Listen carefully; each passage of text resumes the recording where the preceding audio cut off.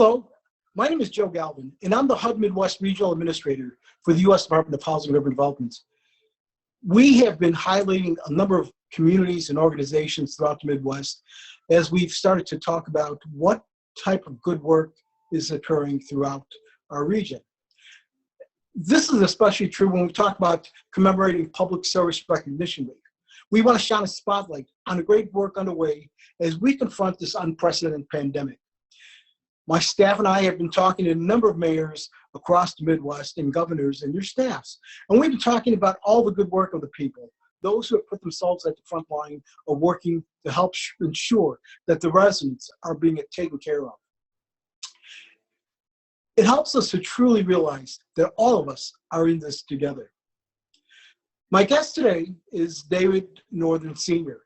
He's the Executive Director of the Champaign County Housing Authority. David and I go way back. We've worked together on a number of different issues and housing authorities. And David, first I want to say thank you. Thank you for all the groundbreaking work you've done in Champaign County and throughout the rest of the region.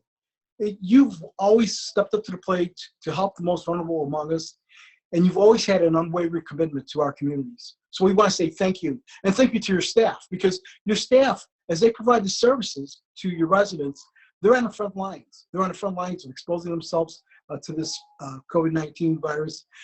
And I know that you're taking all of the precautions, but it brings me to you personally. If you don't mind sharing about your own experience with COVID-19 right at the start and how you thought about how it affected your work, your family, your residents. So David, tell us a little bit about what happened to you. Well, first of all, I want to say thank you for allowing me to be a part of this broadcast. I think it's so important, like you also, that individuals understand and get a good feeling for the work that we do. We deal with some of the communities most vulnerable. Even during a pandemic like this, we have to think and evaluate what decisions we need to make in order to ensure safety for not just our clients, the individuals that we serve, but our strongest assets, and that's our staff. So our team members are so important that they stay safe. It's been unfortunate that we have to deal with a pandemic like this. From the beginning, we've been cautious in terms of the decisions that we had to make. The team sat down and we put some really effective process together in terms of, one, informing the community, our citizens, our clients, our staff members on the various precautions, having a information bank in terms of on our website where individuals can go to our website and find out all the latest information related to it, whether it be housing authority policy decisions, the governor's policy direction, HUD's policy direction, the county's policy direction. We just felt that so many people in a time of need will be looking for information, and we want to be a part of that process and providing it. I was a member of the emergency response team for the county, and it's heartbreaking to really see the effects that this pandemic is having. But for me personally, it's been really rough. Unfortunately, I have been sick off and on since December a few times with flu-like symptoms in and out the emergency room. It's been a challenge in itself. Right before we really shut down the country, the country also, but before we shut down the state and really start having a heightened level of concerns related to the virus, I wasn't feeling too well. I had a meeting with my staff members, and right after the emergency management meeting, and one of my staff members was really showing signs of just not acting himself. And so after the meeting, I was a little disappointed. I looked at him at first, thinking like, well, maybe he's not wanting to listen to me talk. Maybe he's not wanting to pay attention to what I've got to say. So after the meeting, I said, "You okay?" He said, "No, I'm not." He was sneezing and just looking kind of bad. So I said, "You know what? You probably should go get tested or go to the hospital and get yourself checked out." Well, at that point, they put him on a 14-day. Unfortunately, I had been around him. I had been traveling with him. We had was in Chicago a number of times at meetings, right during that time frame. And so I wasn't feeling too well also. Ended up, trying to fight through it. Ended up going to the doctor, and they wouldn't test me. They tested him, and we had to wait for his test to come back. But they wouldn't test me because we were close together, and they felt with the limited amount of tests, they wasn't going to do that. Long story short, I decided as the leader of the housing authority, one, not only did we have to come up with a number of precautions to ensure that our citizens, our clients were safe within the buildings, but we had to shut down the main office. I had been at the main office. This staff person had been at the main office, and we wanted to make sure that our clients, our staff members were safe. We had a specialized cleaner come in, and I wasn't public with it. And, you know, some people say, why did you go public with your personal health story? I felt that, you know, being the head of the housing authority, for me not to come out and go public and say, hey, I'm on a 14th day, you know, it would have been, you know, staff members, what if I would have tested positive and somebody would have came back and said, why didn't you tell us the truth? So I felt it was, as a leader, I needed to come out. So it's been challenging. The kids been home. We had a lot of plans for spring break. They had to cancel those plans because, you know, everything was shut down. But overall, you know, God's been good to us, and we've been able to overcome it. And I'm healthy and doing well now. Excellent. Well, thank you for that, sharing your story, David. You're absolutely right. As the head of the household at your house, but also as the head of the housing authority, you know, I have to agree. It's your responsibility to let people know if there's a possibility of me getting it, you really have to take every precaution. You got to set the example, and you got to make everybody has to be on high level awareness that this can be a possibility. So thank you for sharing that. One of the things that we talk about is move to work jurisdictions. And only 1% of all the housing authorities across the nation, they have this designation. So last month, HUD issued a briefing highlighting self-sufficiency and innovation communities from MTW. And of course, the Housing Authority of Champaign County was designated as an MTD back in 2010. And your mandatory local self-sufficiency program, it was featured as a promising practice at the national level. Region 5, we're very proud of that because we claim you as one of our own best practices. So can you please share some of your key deliverables for self-sufficiency?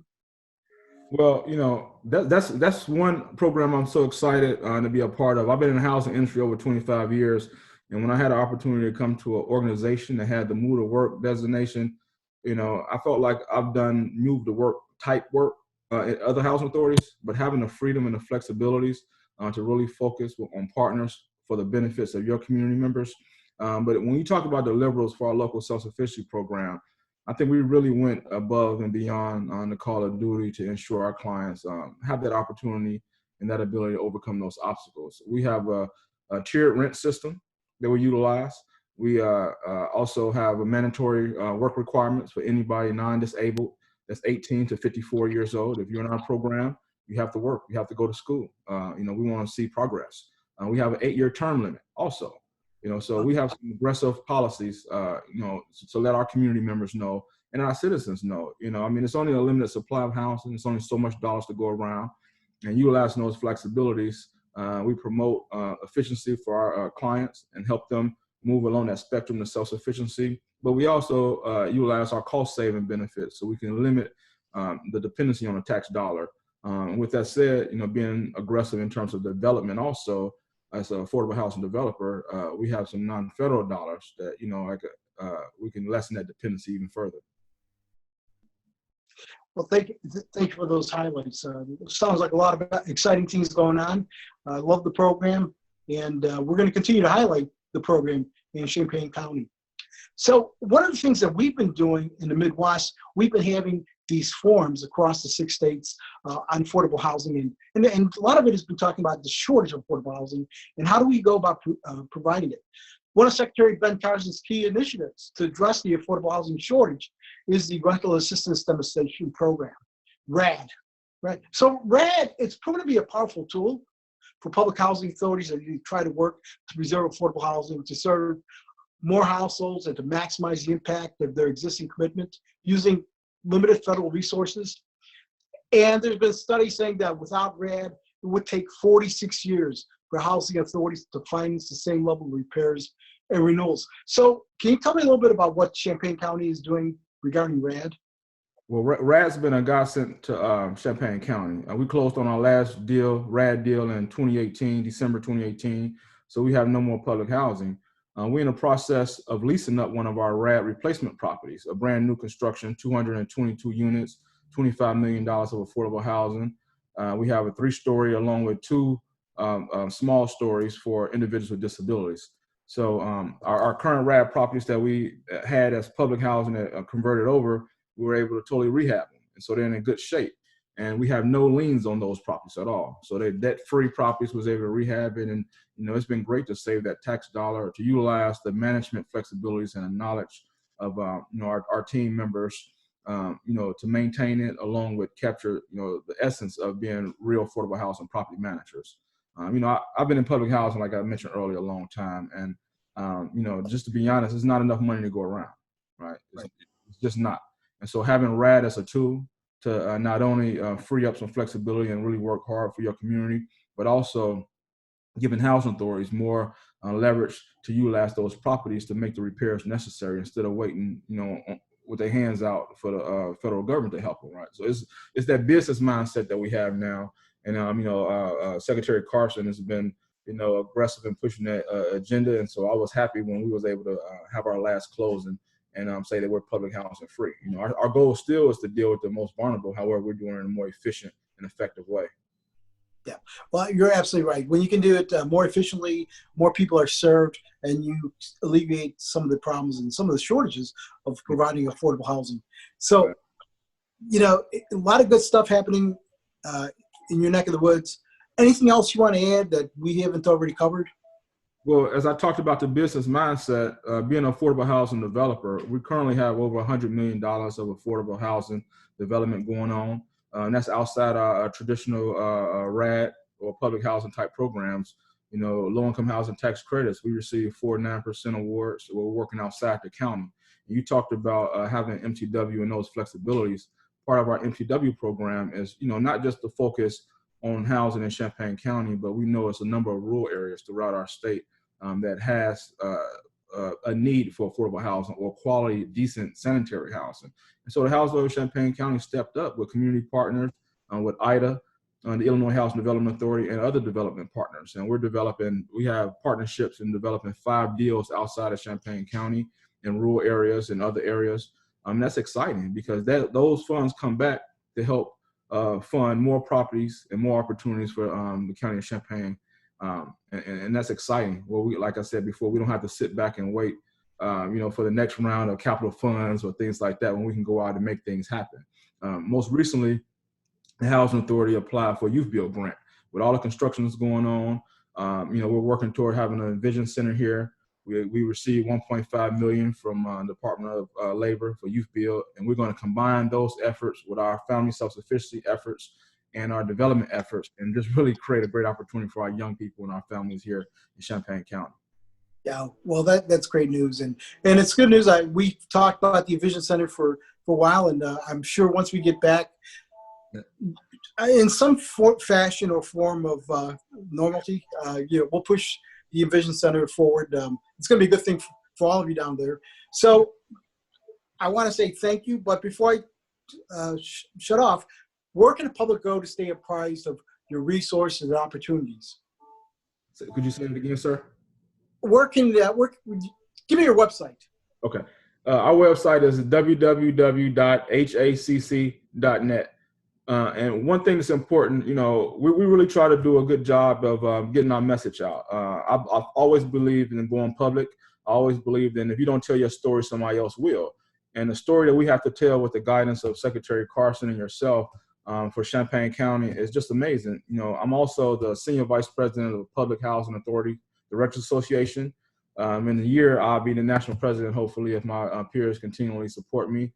And using those efforts, those flexibilities, great partners like yourself, and other community partners, it's just been great. We have all the social media accounts. We're on Twitter, LinkedIn. We have a YouTube account, a YouTube channel. We have a number of young people working for us that's really aggressive in those efforts. And I appreciate it, because our message gets out there, and individuals like yourself that's busy with 6 states, all the house authorities you have to deal with, you can hear and see some of the things that we're doing. Yeah, well, that's absolutely right. And I follow you on Twitter and see you on LinkedIn and see you all over the place, even on Facebook, and it's all good. You get a lot of good advice to share, especially I think a lot of your commentary is towards the youth and using your wisdom to guide them a little bit. So I appreciate that. So we want to say thank you to David Northern Sr., Housing Authority of Stitt County Champaign Executive Director. Thank you so much. And we are going to continue with this program, going throughout the Midwest, talking to different leaders, talking about working together. How can we make the communities that much better? So God bless all of you, and see you next time. Thank you, sir. Appreciate it.